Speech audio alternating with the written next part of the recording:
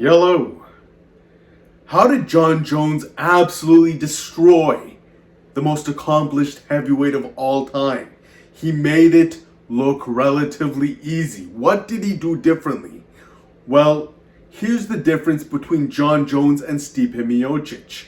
Jon Jones simply has more tools. Even though Stipe's boxing is a little bit better, it's just not enough. He's not dimensional enough. He's less dimensional, and thus he gets attacked where he has openings. Because Jon Jones has more tools, he can attack you where you are not aware, where you are not defending.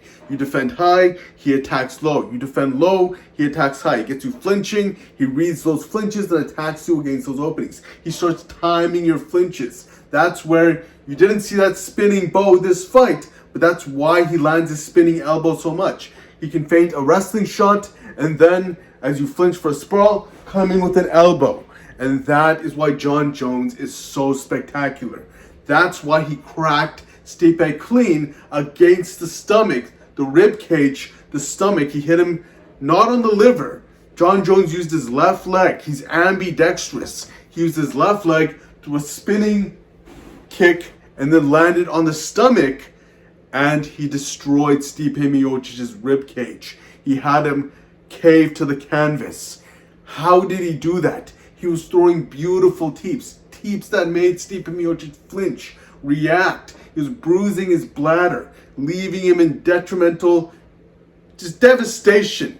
He was devastating Stipe with these body blows. And as he got him flinching, it started opening up high. And then after a while, yes, Jon Jones, even though he was cracking Stipe clean, even though he did get openings up high, he wasn't doing that much until one punch landed and he rocked Stipe. For the most part, Stipe was eating Jon. His head is so big, a lot of mass, it's hard to bunt it, the heavyweight neck, it's hard to bunt it off into a concussion. It's hard to do that, but he got Stipe clean, and it started to snowball from there. Jon Jones didn't rush, he didn't panic, he stayed calm. He did not force the knockout after landing that punch. And because of it, he, like in the details, he started to snowball his victory. The snowball just got too big, and eventually the opening just presented itself.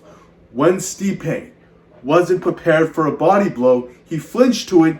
Jon Jones, he just spun, caught him off guard, and because he wasn't prepared, it hit him clean, and that dropped him. From there, the fight ended. Jon Jones is the greatest of all time. The greatest. And he gives that greatness to Jesus Christ. That is his true superpower. It is Jesus. It is Jesus, the Lord and Savior, Jesus Christ. That is why he's able to trust himself so much and flow, articulate out so effectively, stay mentally so. That's a commonality that's empirically reinforced. People who have a metaphysical framework to lean back on, to devote themselves to follow, to trust, they have better mental health. They have better mental health, and because of it, being mentally sound, being mentally in the right place is one of the most important things in fighting. Most fighters will tell you fighting is 90% mental. Who knows if that statistic is actually true, but it feels like heavily it is predicated on the mental aspect. Jesus Christ, it gave him the mindset, the mentality, the ability to actually execute that fluid, diverse arsenal. And because of it, that's why Jon Jones shouted him out as well. He shouted out Jesus at the end. He said, without Jesus, I am not anything. It's all because of Jesus Christ I am here. It's true. Regardless of if you believe it or not, empirically, it is reinforced. And that is why Jon Jones is the GOAT.